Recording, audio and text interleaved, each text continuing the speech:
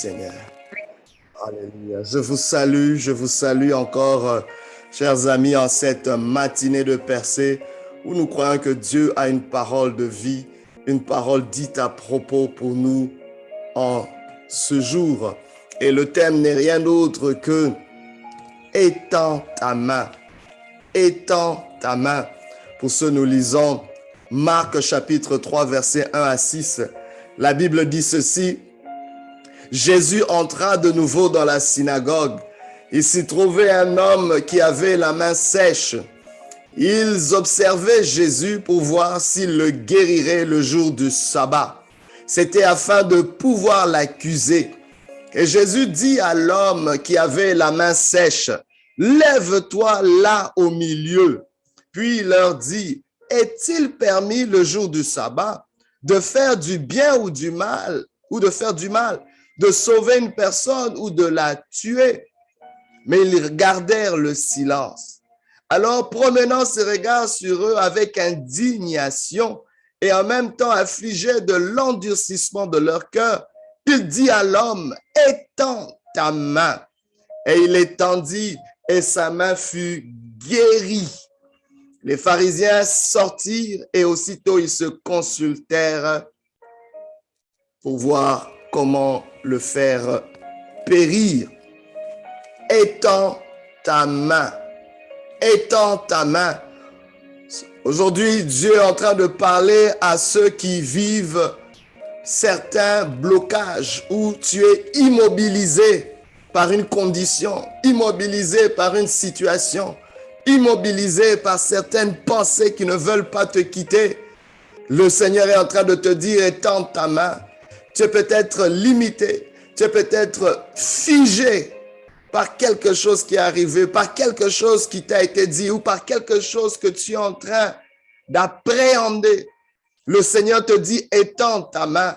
Ceci n'est pas juste une action, mais c'est une mentalité. C'est une mentalité. Étends ta main est plus qu'une action, mais une mentalité libératrice que Dieu est en train de nous accorder. Quand vous regardez le contexte de ce texte, Jésus entre dans une synagogue. Il entre, on pourrait dire de nos jours, dans une église. Il entre dans un lieu de culte. Il entre dans un sanctuaire. Il entre dans un lieu qui est supposé être un refuge pour les affligés. Il entre dans un lieu qui est supposé être un lieu de repos, un lieu de relâchement, de restauration.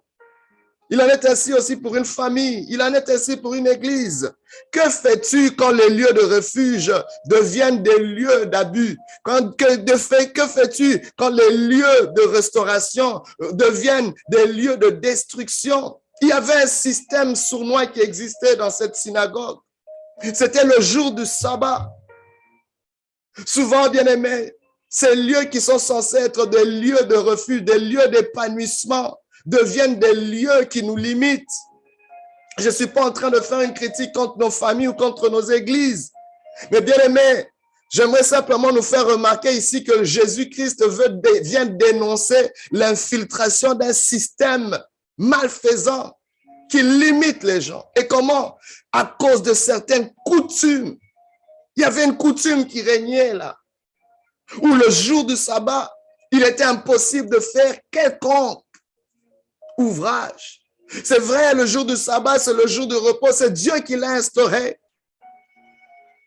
Mais au fil des années, les hommes en ont fait toutes sortes de pratiques, toutes sortes de coutumes,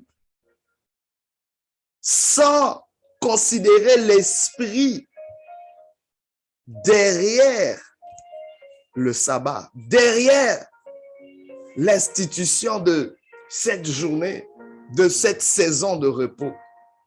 Jésus-Christ entre dans cette synagogue. Et dans la pensée du Seigneur, c'est que le sabbat a été fait pour l'homme et non le contraire. Mais pour les pharisiens, pour les chefs religieux de l'époque, le sabbat avant tout, on oubliait même l'homme, on oubliait même la raison pour laquelle on avait fait le sabbat. Alors Jésus vient challenger ce système. Aujourd'hui, il y a un système sournois qui veut garder les gens, maintenir les gens dans une paralysie, dans une sécheresse, comme cet homme qui avait la main sèche, la main paralysée. Il était en plein milieu de cette synagogue, mais incapable d'avoir une solution, incapable d'avoir une guérison. Et il était dans cette foule. Et Jésus voit sa condition. Jésus entre dans la synagogue. Ce n'est pas juste pour, c'est pour guérir, c'est pour libérer, c'est pour affranchir. Aujourd'hui, le Seigneur te visite par ce message. C'est pour que tu puisses étendre ta main qui était paralysée. Qu'est-ce que cela représente? La main représente le travail. La main représente ta capacité à produire. La main représente ton fonctionnement. Il y a quelque chose qui ne fonctionne peut-être pas dans ta famille. Il y a quelque chose qui est peut-être dysfonctionnel dans ton parcours. Il y a quelque chose qui est peut-être bloqué. La main représente ta capacité d'effectuer des transactions. Et j'aimerais te dire, sans transaction, il ne peut pas avoir de transfert. Cet homme était limité dans ses transactions, dans son fonctionnement, dans sa productivité. Cette main paralysée le rendait dépendant de la pitié des autres. Et ce qui n'est pas toujours évident de se retrouver dans un état de dépendance. Dieu ne t'a pas créé pour que tu sois dans une dépendance, mais que tu vives dans une interdépendance. La main sèche, cette main paralysée représente les situations immobilisées. Je ne sais pas ce que tu es en train de vivre, mais le Seigneur est en train de parler à ce qui est immobilisé dans ta vie, à ce qui est paralysé dans ta vie. Étends ta main. Alléluia. Oh, mais regardez la démarche intelligente et sage du Seigneur. Le Seigneur ne va pas premièrement à challenger cet homme à étendre sa main. Le Seigneur ne va pas rapidement en le guérissant. Mais le Seigneur va questionner les mentalités, les forteresses dans l'environnement qui étaient aussi en train de contribuer à pérenniser cet état d'immobilisation. J'aimerais te dire, il y a une mentalité, il y a une façon de penser qui te garde dans l'état où tu es. Et il faut d'abord challenger cette mentalité avant d'essayer d'être libre, avant d'essayer d'être restauré. Alors le Seigneur décide de le mettre au milieu. Waouh! Pourquoi au milieu? C'est pour qu'il soit visible. Aujourd'hui, le Seigneur veut exposer ce qui ne marche pas. Parce que dans ce système, on cachait dans la foule ce qui était immobilisé. C'est pour dire, écoutez, tu as beau venir dans la synagogue, mais nous ne sommes pas intéressés à te voir guéri. On est simplement intéressé à maintenir nos us et coutumes. Waouh! Mais le Seigneur dit, je veux mettre au milieu ce qui ne fonctionne pas. Je veux mettre au milieu ce qui est brisé. Je veux mettre au milieu ce qui ne marche pas. Dieu n'a pas honte d'exposer à la lumière ce qui ne fonctionne pas. Il a fait lui-même lors de sa création. La Bible déclare, quand la terre était vide et informe et qu'il y avait le chaos et que l'Esprit de Dieu se mouvait au-dessus des eaux, le Seigneur a dit que la lumière soit. Il n'a pas caché ce qui ne fonctionnait pas dans sa création. Aujourd'hui, ne cache pas ce qui ne fonctionne pas. Mets-le sous la lumière et le Seigneur pourra étendre, oh ma God, t'aider à étendre ta main, à ramener un fonctionnement dans ce qui ne fonctionne pas. Combien de couples aujourd'hui ne fonctionnent plus, mais veulent sauver des apparences? Jusqu'à quand? Jusqu'à quand allez-vous vivre dans cet état? Combien ont une situation financière précaire, mais veulent encore sauver des apparences? Aujourd'hui, le Seigneur est en train de parler à toutes ces choses. Le Seigneur s'intéresse à ce qui ne fonctionne pas dans ta vie. Au milieu de cette foule, Dieu, le Seigneur localise cet homme à la main sèche. Il ne fait pas semblant de ne pas le voir. Parfois, nous faisons semblant de ne pas voir ce qui marche pas dans la vie des autres parce qu'on se sent incapable de les aider. Mais pour le Seigneur, si ce lieu est vraiment un lieu de refuge, une synagogue, la moindre des choses, même si vous êtes incapable de le sauver, c'est d'avoir ne fût-ce que de la compassion. Le Seigneur dit, vous allez regarder cela. Vous savez, tu ne peux pas réparer quelque chose dans ta maison si tu ne constates pas que cela ne fonctionne pas. Arrêtons de cacher les vases qui sont brisés. Exposons-le pour les restaurer. Il y a un système que le Seigneur vient de dénoncer. C'est un système qui ne veut pas voir le mariage entre le problème et la solution. C'est un système qui ne voulait pas que ce paralytique puisse recevoir sa guérison. Parce que si Jésus essayait de le guérir, parce qu'ils étaient en train de le regarder, cet homme même n'allait pas recevoir cette guérison parce que dans sa tête, il n'est pas supposé être guéri le jour du sabbat. Cet homme était sous ce joug. Et Jésus pose cette question. Est-il acceptable? Est-il autorisé pour faire du bien ou du mal le jour du sabbat? Pour sauver quelqu'un ou pour tuer quelqu'un? Mais personne n'a pu répondre. C'était même cette honte qui a amené cette indignation dans le cœur du Seigneur. Et c'est là que Dieu décide, alléluia, oh my God, d'agir dans la vie de cet homme. Parce qu'il venait de balayer ce système, de démanteler ce système en le questionnement. Est-ce que quelqu'un peut questionner certaines choses? Tu as excusé beaucoup de choses et c'est ce qui te maintient dans une certaine mentalité. Tu as excusé certaines relations, tu as excusé certains comportements, tu as excusé certaines situations, tu as excusé certaines conditions. Aujourd'hui, questionne-les. Et tu verras s'il y a une réponse. Tu verras qu'il y a des choses qui ne doivent plus demeurer. C'est là que le Seigneur dit, étends ta main. Oh my God. Mais ce qui m'intrigue aussi, c'est la façon dont le Seigneur s'y prend. Aujourd'hui, si tu dis à une paralytique, étends ta main, les gens vont te tiqueter d'insultant. C'est insultant. Comment tu peux dire à quelqu'un, tu vois bien ma condition. Comment tu peux me dire, de tendre ma main pendant que ma main est sèche, ma main est paralysée? On pouvait traiter Jésus d'insensible. Quelle méchanceté. Pouvais-tu pas juste venir et toucher ma main et faire quelque chose pour que ma main guérisse au lieu de me demander à moi d'étendre ma main? Oh my God.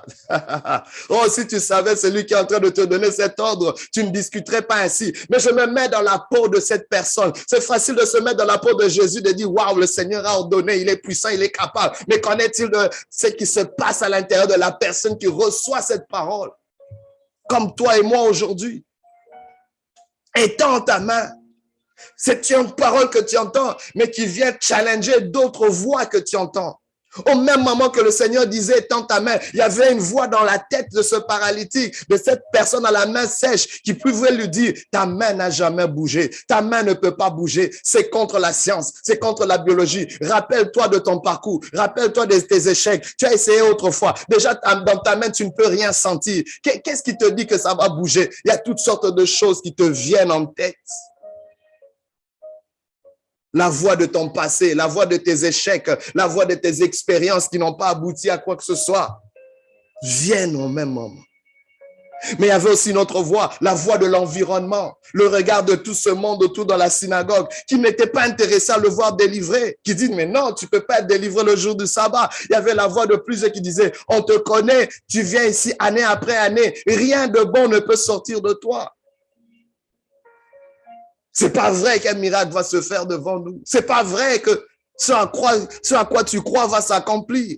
Je ne sais pas quelles sont les voix qui te parlent pendant que Dieu te parle. Mais j'aimerais te dire, aujourd'hui, Dieu t'encourage à faire taire ses voix. Parce qu'il a fallu que cet homme à la main sèche puisse faire taire ses voix, puisse dire assez, c'est assez, je refuse d'écouter ses voix, mais j'écouterai la voix de mon Créateur. Oh my God, c'est une affaire d'obéissance. À quelle voix vas-tu obéir? Mais laisse-moi te dire, si tu entends plusieurs voix, il te sera difficile d'obéir à la voix de Dieu. Tu vas forcément désobéir à une voix. Aujourd'hui, bien-aimé, pour maximiser ton obéissance, parce que ta restauration se trouve dans ton obéissance à l'instruction de Dieu. Tu devras éteindre ces voix. Tu devras arrêter, faire taire ces voix afin que la voix de Dieu soit la voix la plus prédominante.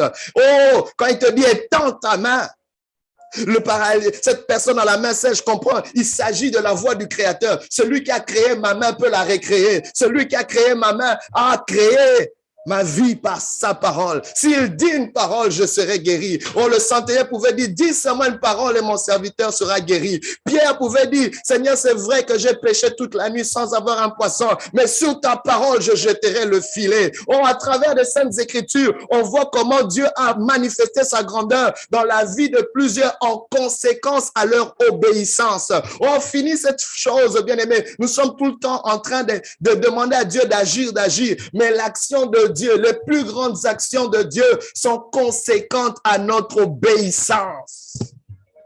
On a très peu d'obéissance aujourd'hui, c'est pour ça qu'on voit très peu de grandes choses.